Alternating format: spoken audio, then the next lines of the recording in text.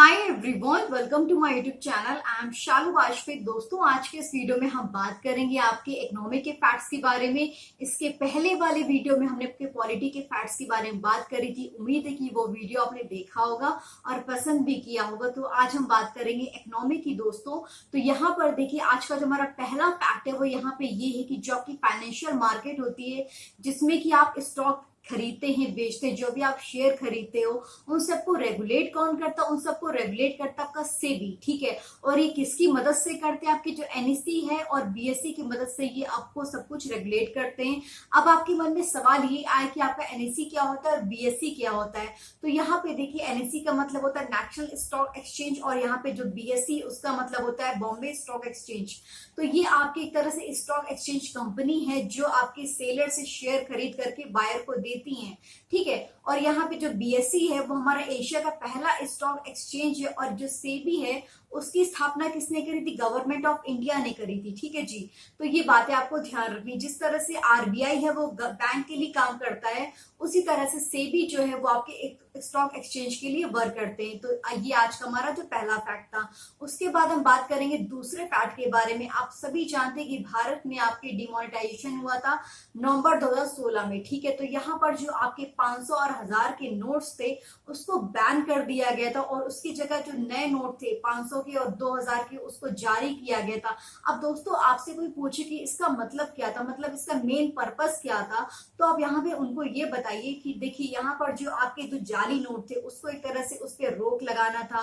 ठीक है, जिसके पास ब्लैक मनी थी, ठीक है, उन सब चीजों पे रोक लगाना था। जो मतलब कि जो ब्लैक मनी को रखे हुए थे तो उनके ऊपर रोक लगाना था एक तरह से। और जो हमारे टेररिज्म हो गया, ठीक है, जो ह्यूमन ट्रैफिकिंग हो गई, जो मानव तस्करी होती है, इन तरह की जो अवैध जो गतिविधियां होती है उनको एक तरह से उस पर भी रोक लगाना था।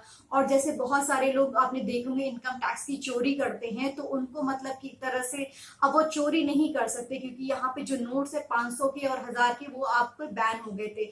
आप जनरली कहीं पर भी जाएंगे तो आपको जनरली इसी तरह के नोट्स मिलते हैं। ठीक है, तो ये मतलब बहुत ही आम सी चीज थी। 500 और 1000 के नोट तो आमली मतलब मेनली लोग यूज करते थे, तो ये आपने नोटिस किया भी होगा। और दूसरी बात यहाँ पे ये कि जो डिजिटल ट्रांजेक्शन है उसको यहाँ पे बहुत ज्यादा इसमें बढ़ावा दिया गया था। ठीक है, तो ये आपको जो डीमोनेटाइजेशन के जो मेन पॉइंट्स थे वो आपको ध्यान रखने हैं, राइट। उसके बाद हम बात करेंगे अपने तीसरे फैक्ट के बारे में, जो कि है आपकी इंडिया की इकोनॉमी के बारे में। ठीक है, आप सभी जानते हैं कि जो हमारे भारत की इकोनॉमी काफी तेजी से ग्रो कर रही है, लेकिन इसमें देखिए बात ये है कि जो आपका देखिए यहाँ पे जो इसका 1/3 पॉपुलेशन है हमारे भारत की, वो अभी भी आपकी पॉवर्टी लाइन यानी कि गरीबी रेखा के नीचे जी रहे हैं।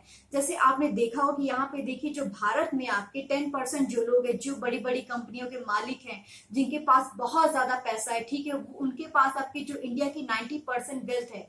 ठीक है, तो 90% वेल्थ आपने देखा होगा भारत में कि आपके एक तरफ बहुत ज्यादा अमीर लोग हैं और दूसरी तरफ आप देखेंगे भारत में कि बहुत ज्यादा गरीब लोग हैं। तो ऐसा क्यों है? इसीलिए है कि यहाँ पर देखिए, जो आपके 10% लोग हैं, 8 से 10% लोग हैं, उनके पास यहाँ पे काफी ज्यादा पैसा है। जो 90% जो इंडिया की वेल्थ है वो इनके पास है, राइट। तो ये बातें आपको ध्यान रखनी। उसके बाद हमारा जो चौथा फैक्ट है वो यहाँ पे ये है कि जो इंडिया की कंट्री है, ठीक है, इंडिया हमारी बहुत ज्यादा एक फास्ट ग्रोइंग डेवलपिंग कंट्री है। यहाँ पे जो इसकी इकोनॉमी बहुत तेजी से बढ़ रही है, और ऐसा प्रिडिक्ट किया गया कि यहाँ पे 2050 तक ये आपकी दुनिया की सबसे लार्जेस्ट इकोनॉमी बन के उभरेगी, राइट। तो ये बातें आपको ध्यान रखनी। उसके बाद हम बात करेंगे अपने पांचवें फैक्ट के बारे में। देखिए, इंडियन इकोनॉमी के विकास के निर्माण में आपके जो प्रमुख क्षेत्र है वो आपके कौन कौन से? कंस्ट्रक्शन हो गया, ठीक है, फाइनेंशियल सर्विस हो गई, ऑटोमोबाइल हो गया, हेल्थ केयर हो गए, टेक्नोलॉजी, ये सभी आपके मेन इसमें क्षेत्र हैं दोस्तों। ठीक है, और ये बात आपको ध्यान रखनी कि देखिए, जो हमारी इंडियन इकोनॉमी वो आपकी 3 पार्ट्स में डिवाइडेड है। पहला आपका एग्रीकल्चर हो गया, ठीक है, दूसरा आपका इंडस्ट्रियल सेक्टर हो गया, और तीसरा आपका सर्विस सेक्टर हो गया। तो यहाँ पर जो हमारा सर्विस सेक्टर है बहुत ही इंपॉर्टेंट रोल प्ले करता है, क्योंकि देखिए आपकी एग्रीकल्चर में 50% पॉपुलेशन है, लेकिन उसका आउटकम इतना ज्यादा नहीं है। तो यहाँ पे जो हमारा सर्विस सेक्टर है बहुत इंपॉर्टेंट रोल आपका प्ले करता है।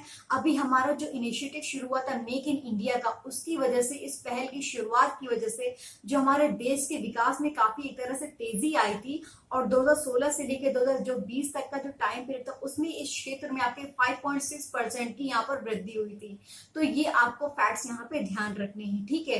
तो आज हमने बात करी आपके 5 फैक्ट्स के बारे में। उम्मीद है कि यहाँ पर आपको कुछ नया जानने को मिला होगा। अगर आपको पसंद आता है तो वीडियो प्लीज अब मुझे कमेंट सेक्शन में जरूर बताइएगा दोस्तों, ठीक है। अगर पसंद आता है तो अपने दोस्तों के साथ भी इसको जरूर शेयर करिएगा, ठीक है। तो कल मिलते हैं नेक्स्ट वीडियो में हम लोग। Thank you so much, keep learning.